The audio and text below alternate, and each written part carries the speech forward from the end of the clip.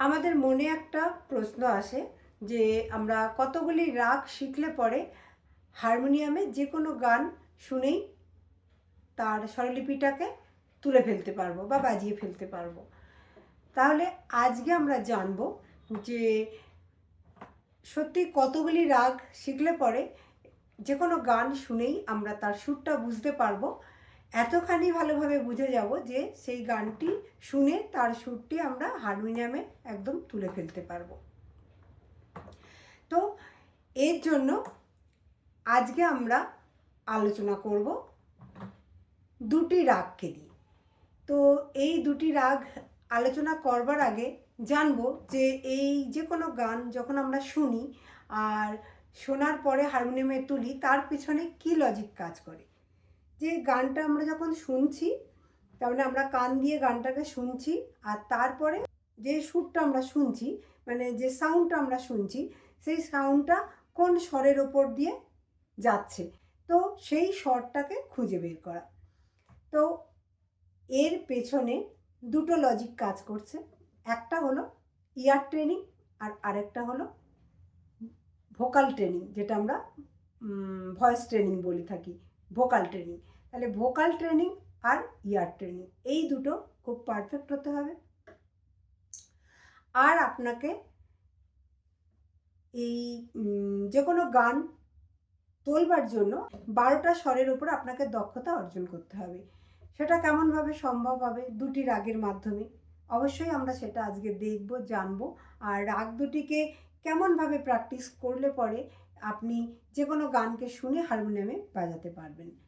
কথাটা খুবই রূপকথার মতো শুনতে হলেও এটার পেছনে অনেক যুক্তি আছে, তর্ক আছে।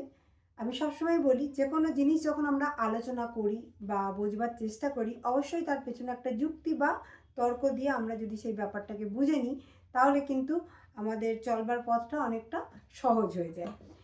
তো সবার আগে বলি, এই যে কোনো গান তোলবার পেছনে কাজ করে কি? স্বর। 12টি স্বর আমরা সবাই জানি, সঙ্গীতে 12টি স্বর থাকে, আর এই 12টি স্বর মুখ্য স্বর হয়, যেগুলো যে কোনো গানের স্বরলিপি বানাতে এই 12টি স্বরের মধ্যে থেকে আপনাকে স্বর চয়ন করতে হয়। তাহলে আপনাকে এই 12টা স্বরের যে কোনো গানের স্বরলিপি যখন আমরা হারমোনিয়ামে বাজাই, তার জন্য সবার প্রথম কন্ডিশনটা কি থাকে? যে 12টা স্বর জ্ঞান হতে হবে একদম পারফেক্টলি, যে আওয়াজ শুনে আপনি বুঝতে পারবেন এটা পা বাজছে না ধা বাজছে না নি বাজছে। তাহলে এতখানিভাবে আপনাকে প্র্যাকটিস করতে হবে স্বরগুলোকে। আর সেকেন্ডলি সুর জ্ঞান, আমরা কানে যেটা শুনছি সেটা যেন পারফেক্ট শুনি। অনেক সময় এমন হয় যখন আমরা ঘরে একসাথে একটা ফ্যামিলি বসবাস করি, একসাথে থাকি, তো আমরা অনেক সময় না দেখেও তাদের গলার ভয়েস শুনে বুঝতে পারি যে অমুকজনের আওয়াজ, এটা অমুকজন কথা বলছে। কি করে বুঝতে পারি? কারণ রোজ প্রতিনিয়ত যে তার কথা বলার আওয়াজটা আমরা কানের মাধ্যমে যে শুনছি, তার একটা ইমেজ আমাদের ব্রেনে গিয়ে বসে যায়। তাহলে তার মানে এটা একটা ইয়ার ট্রেনিং।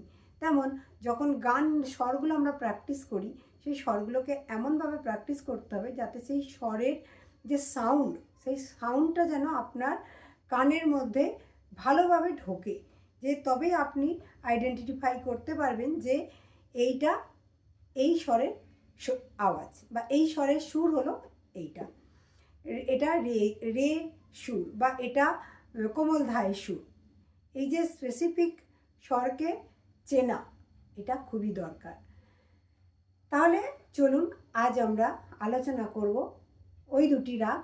আর খালি আলোচনা করব না, আজকে জানবো যে ওই রাগ দুটিকে কিভাবে আপনি প্র্যাকটিস করবেন। যদি ওই রাগ দুটিকে আপনি খুব ভালোভাবে রপ্ত করে ফেলতে পারেন, খুব বেসিক লেভেল থেকে সুন্দরভাবে রাগ দুটোকে ফ্রেশের সাথে যদি শিখে ফেলতে পারেন, তাহলে অবশ্যই আপনার যে কোনো গান শুনে হারমোনিয়ামে তার স্বরলিপি বের করতে সত্যি 5 মিনিটের বেশি সময় লাগা উচিত নয়। নমস্কার, আশা করব আপনারা সবাই ভালো আছেন। আপনাদের সবাইকে স্বাগত জানাই গানের স্বরলিপিতে। তাহলে আজকে আমরা আলোচনা করব ওই দুটি রাগ নিয়ে, যে এই দুটি রাগের মধ্যে কি পাওয়ার আছে বা কি ক্ষমতা আছে, যেই ক্ষমতাটাকে যদি আমরা রপ্ত করতে পারি তাহলে আমরা যে কোনো গানের স্বরলিপিকে হারমোনিয়ামে বাজিয়ে ফেলতে পারবো। আমি কিন্তু বলছি যে কোনো গানের স্বরলিপিকে বাজিয়ে ফেলতে পারবো, কিন্তু দুটি রাগ শিখে যদি আপনি মনে করেন যে আপনি পুরো সঙ্গীতে জ্ঞান অর্জন করে ফেলবেন, সেটা কিন্তু নয়, সেটা আমি বলছিও না। আর এই দুটি রাগ শিখলেই যে আপনি বাজাতে পারবেন সেটা আপনার দক্ষতার উপরে নির্ভর করছে, কারণ আপনি কিভাবে রাগটা শিখছেন। যদি অনেকেরই নামটা শুনবার পরে মনে হবে আমি তো এই রাগ দুটো শুনেছি, এটা তো খুব কমন রাগ, জানি। অবশ্যই জানেন, ইভেন আপনারা হয়তো শিখেছেন, কিন্তু কিভাবে শিখেছেন, সে গানে রাগ দুটিকে কিভাবে আপনার শেখা উচিত। তাহলে আমরা আজকে পুরো রাগ দুটির ওপরে বিশ্লেষণ করব, আর রাগ দুটোর ফ্রেসেস দেখব, কিভাবে এই রাগ দুটো কে আপনাকে প্র্যাকটিস করতে হবে সেই প্রসেসটাও বলবো, আর কিভাবে রাগের ফ্রেসেস কোনো গানের মধ্যে লাগানো হয়, বা যে কোনো গান যখন আমরা শুনে তুলি কিভাবে বুঝি, তার জন্য আমরা একটা হিন্দি বা বাংলা গানের সাহায্যে আপনাদেরকে আমি বোঝানোর চেষ্টা করব। তাহলে চলুন শুরু করি আজকের ক্লাস এখান থেকে। 12টি যে স্বর, এই 12টি স্বরকে আমরা কিভাবে প্র্যাকটিস করব। যদি এই দুটি রাগ, যে দুটি রাগ নিয়ে আজ আমরা আলোচনা করব, এই দুটি রাগের মাধ্যমে আমরা 12টা স্বরকে ট্রেন করব। তো 12টা স্বরের জ্ঞান অর্জন করব। তো তার জন্য সবার প্রথমে আমি বেছে নেব রাগ ইমনকে। রাগ ইমানে আমরা মাটাকে তীব্র মা ব্যবহার করব, আর বাকি স্বরগুলোকে আমরা শুদ্ধ স্বর ব্যবহার করব। ইমানে আমরা তীব্র মা ব্যবহার করব শুদ্ধ মা পরিবর্তে। তাহলে তীব্র মা ছাড়া বাকি যে স্বরগুলো লাগাবো সেগুলো শুদ্ধ স্বর। নি রে গা মা পা ধা নি সা, সা নি না পা মা গা রে সা। তাহলে রাগ ইয়ামানে দেখলাম যে শুদ্ধ মায়ের পরিবর্তে আমরা তীব্র মাটা ব্যবহার করছি। তাহলে এখানে আমরা কোন কোন স্বরকে ব্যবহার করলাম, রেওয়াজ করব। সা, রে, গা, পা, ধা, নি সবই শুদ্ধ স্বরের রেওয়াজ হয়ে যাচ্ছে, আর শুদ্ধ মায়ের পরিবর্তে আমরা তীব্র মায়ের রেওয়াজ করে নিচ্ছি। তাহলে একটা বিকৃত স্বর আমরা শিখলাম, তীব্র মা, আর বাকিগুলো শুদ্ধ স্বর। এইবারে রাগ ইমনকে কিভাবে শিখবেন।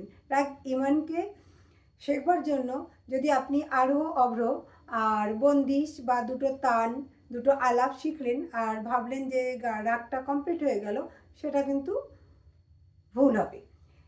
ইমান রাগটাকে আপনাকে এমনভাবে শিখতে হবে যে এর স্বর চলনের ওপরে জোর দিতে হবে, যেটা আমরা স্বর বিস্তার বলি, এবং সেটা ছোট ছোট ফ্রেসেসে। ফ্রেস মানে কি বুঝি আমরা, ছোট ছোট স্বর সমূহকে, যেমন নি রে গা রে সা, এটা একটা ফ্রেস। পা মা গা মা ধা পা, একটা ফ্রেস। নি রে গা রে গা রে নি রে সা, একটা ফ্রেস। সা রে না পা মা না পা, একটা ফ্রেস।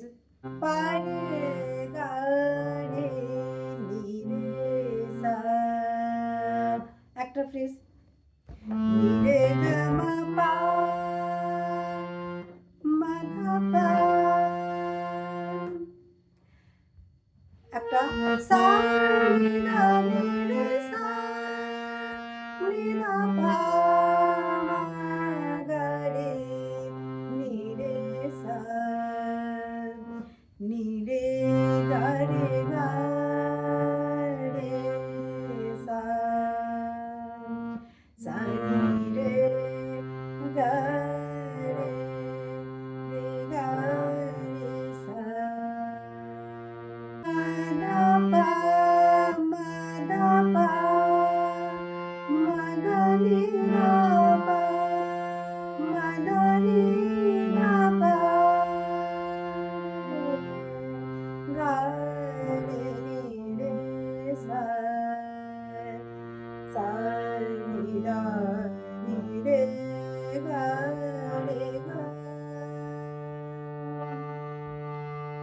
গা মা পা মা ধা পা মা ধা নি গা পা মা গা রে সা। এইভাবে ছোট ছোট ফ্রেসেসে অনেক প্রকার খুব বিস্তারিতভাবে স্বর চলনের ওপরে জোর দিতে হবে। মানে স্বর কিভাবে আমরা মানে কত প্রকারে ঘুরিয়ে ফিরিয়ে এই ছোট ছোট স্বর বা অলংকার এগুলোর ওপরে বেশি জোর দিতে হবে। বন্দিশ একটা শেখবার থেকেও বেশি জোর দিতে হবে এই ছোট ছোট স্বর চলনের ওপরে, অলংকারের ওপরে। আর সাথে সাথে পারলে প্রত্যেকটা স্বরের কর্ডটাকে যদি আপনি প্র্যাকটিস করতে পারেন, তাহলে এই রকম ছোট ছোট ফ্রেসে আপনাকে খুব ভালোভাবে বিস্তারিতভাবে প্রারম্ভিক আলাপ, স্বরচলন, এরকম ছোটো ছোটো ফ্রেসেসের মাধ্যমে আপনাকে খুব প্র্যাকটিস করতে হবে যত ধরনের। তাহলে আপনি দেখবেন কোনো না কখনো যখন আমরা এই যে ঘুরিয়ে ফিরিয়ে স্বরগুলোকে যখন প্র্যাকটিস করি, তখন সেই স্বরগুলো আমাদের কানে বারবার বাজতে থাকে। আর সেই স্বরগুলোকে আমরা একটা সময়ের পরে গিয়ে বিনা দেখে আমরা বুঝতে পারি এটা পা বাজছে বা গা বাজছে বা মা বাজছে। কোনো গান যখন আমরা গাই, সেই গানের সুরটা কোনো না কোনো স্বরের ওপর দিয়েই চলে। তাই সেই সুরটা শুনে আমরা ধরে ফেলি যে এই সুরটা এই স্বরের ওপর দিয়ে যাচ্ছে। যেমন উদাহরণ দিয়ে একটা বোঝাবো, আমরা ইয়ামন গাইছি, তো দেখুন এই যে ছোটো ছোটো ফ্রেসেস যখন আমরা শিখি, অনেক গান এমন থাকে যেটা যে ওই রাগের ডাইরেক্ট ফ্রেসেসের উপরে চলে যায়। তো কেমন, তো চলুন আমরা একটা গান দেখে নিই মান্না দের, খুবই পপুলার সং, যেটা রাগ ইমনের ওপরে বাঁধা হয়েছে।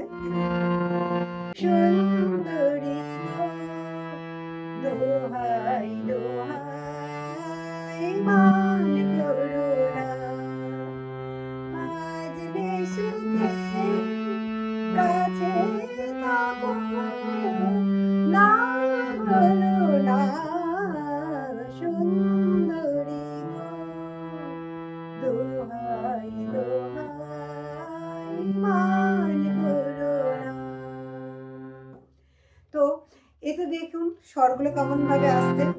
সুন্দরী গো পা মা গা রে গা, দোহাই দোহাই সা নি রা নি রে, মান করুণা পা রে সা। যখন আমরা ফ্রেসেস লাগাচ্ছিলাম পা মা গা রে গা, সুন্দরী সা নি রা নি রে, পা রে সা, দোহাই দোহাই মান করুণা। তো যখন এইভাবে রাগকে প্র্যাকটিস আমরা করব, যে তখন আমরা দেখব যে আমাদের অনেক ফ্রেসেস কোনো গানের মধ্যে ডিরেক্টলি ব্যবহার হচ্ছে, বা আমরা সেই গানটা শুনে দেখব যে ওই রাগের একদম ডিরেক্ট ফ্রেসেস আমরা পেয়ে যাচ্ছি। তো এই রকমভাবেই যখন সমস্ত 12টা স্বর আমরা ভালোভাবে দক্ষ হয়ে যাব, তখন খালি এটা রাগ ইয়ামন বলে ইয়ামনটা গানের ওপরে উদাহরণ দিলাম। তো এই যে কোনো গান শুনে সেই গানের স্বরগুলো কোন কোন স্বরে লাগছে, সেই স্বরগুলো আমাদের বুঝতে অনেকখানি সাহায্য করবে। তেমন দেখুন, জানে কিসনে না করো সা নি রা নি রে গা মা রে সা, আজ জানে কিসনে না করো,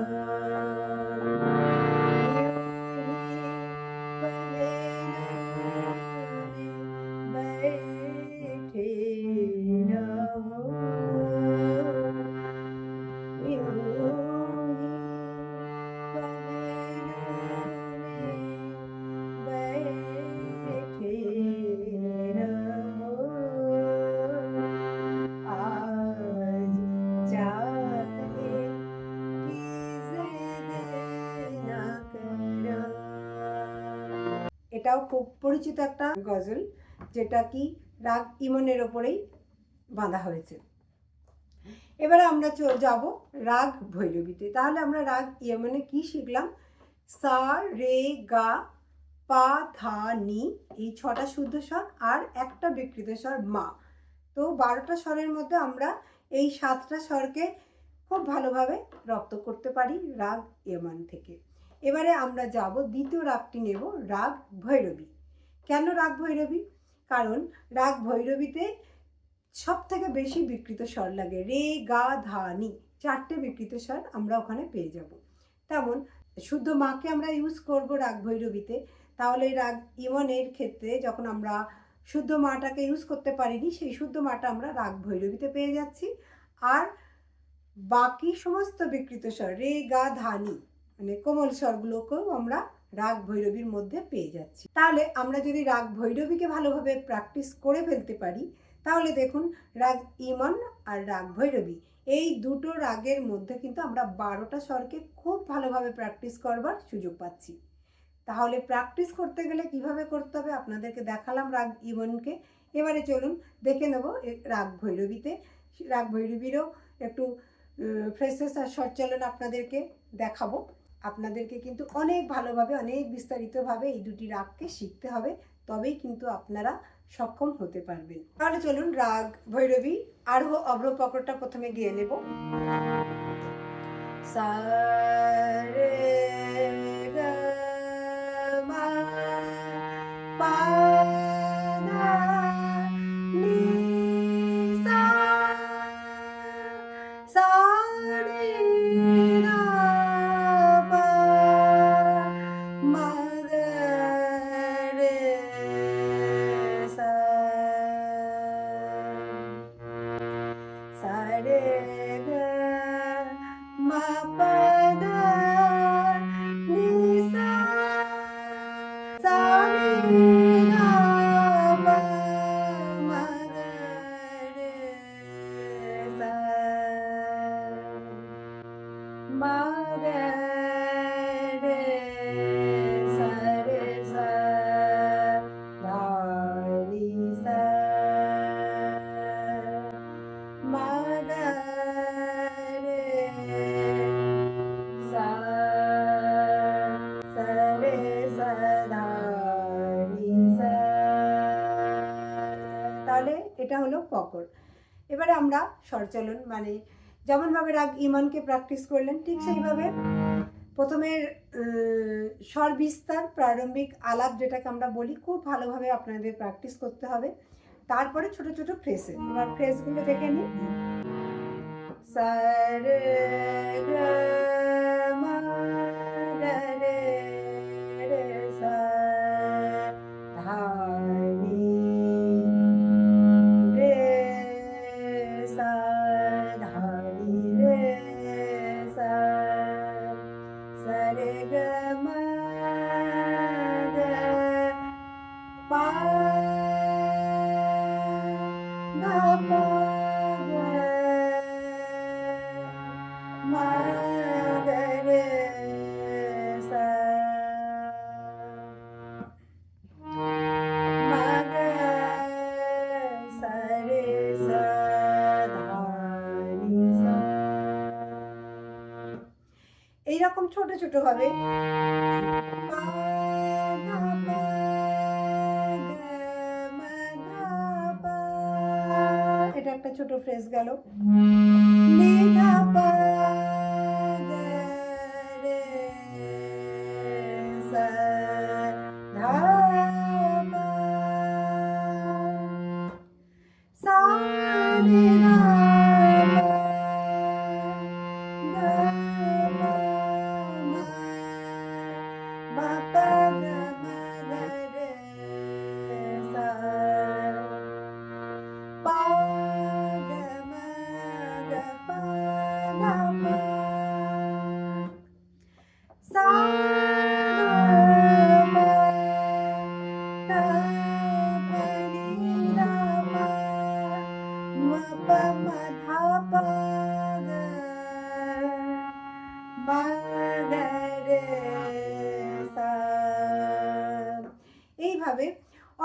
ছোট অনেক ফ্রেসেস আছে, আপনাদের ভালোভাবে প্র্যাকটিস করতে হবে। এর জন্য আলাদা রাগ ভৈরবীতে মানে বিস্তার সহ যারা ক্লাসিক্যালকে আরও ভালোভাবে জানতে চান, আমার লার্ন মিউজিক উইথ স্বপ্না একটা চ্যানেল আছে, যেখানে এই রাগ ভৈরবীর ওপরে অনেক ধরনের অনেক কিছু অলংকার, স্বর বিস্তার, অনেক আলাদা আলাদাভাবে কীভাবে স্বরচালনকে অভ্যাস করতে হবে সব কিছু সেখানে অলরেডি আপলোডেড করা আছে, সেটা আপনারা দেখতে পারেন, যদিও সেটা হিন্দি ভাষাতে।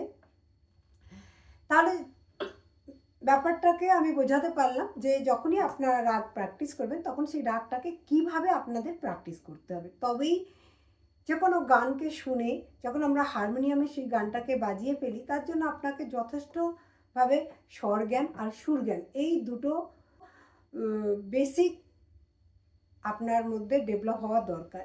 স্বর জ্ঞান আর সুর জ্ঞান এই দুটোকে আপনাকে যথেষ্ট ডেভেলপ করতে হবে, যাতে এই 12টা স্বর আপনি এমনভাবে প্র্যাকটিস করবেন যে পুরো 12টা স্বর যেন চোখ বন্ধ করে আপনি হারমোনিয়ামে বাজাতে পারেন, বা চোখ বন্ধ করে আমি সাউন্ড শুনে আপনাকে বুঝে ফেলতে হবে এটা কোন স্বর। ওই দক্ষতা যখন আপনার মধ্যে এসে যাবে যে কোনো জিনিস দূর থেকেও আপনি সাউন্ড শুনে গেস করতে পারছেন যে ওটা কোন স্বর বাজছে, বা আপনি আপনার স্বরের আন্দাজ হয়ে গেছে, আপনি চোখ বন্ধ করে হারমোনিয়ামে ফিঙ্গার চালাতে পারছেন, তার মানে কি যে স্বর জ্ঞান আর সুর জ্ঞান দুটোই আপনার রপ্ত হয়ে গেছে।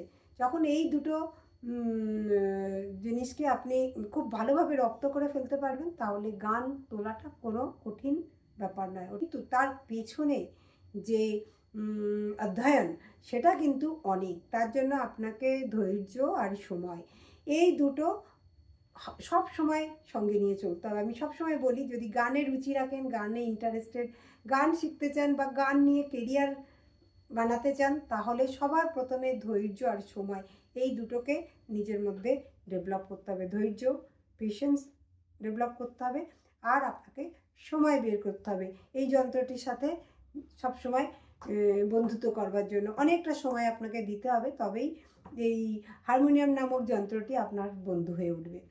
কোনো একটা আমরা গান নিই, তাহলে সেই গানটাকে কি করে বুঝবো কেমনভাবে ভৈরবীর ছায়া পড়ে। ভৈরবী এমনই একটা রাগ, যখন আমরা কোনো গানে ব্যবহার করি রাগ ভৈরবীকে, সেক্ষেত্রে 12টা স্বরকেই আমরা ব্যবহার করি, মানে সব স্বরই লাগানো হয়। একটা খুব পপুলার সং নিচ্ছি, যেটা লতা মঙ্গেশকরের যারে যারে পাখি পুরানো গানের মেলা শেষ আর কেন মিছে তোরে যারে। তো এখানে দেখি ফ্রেজগুলো, যারে বামা বামা সা যারে যারে বানি সানি সানি বামা বানি বানি সানি সানি বামা বানি না উড়ানো গানে মেলা ধানি সা মাগানি শেষ হয়ে এলো বেলা বামা বামা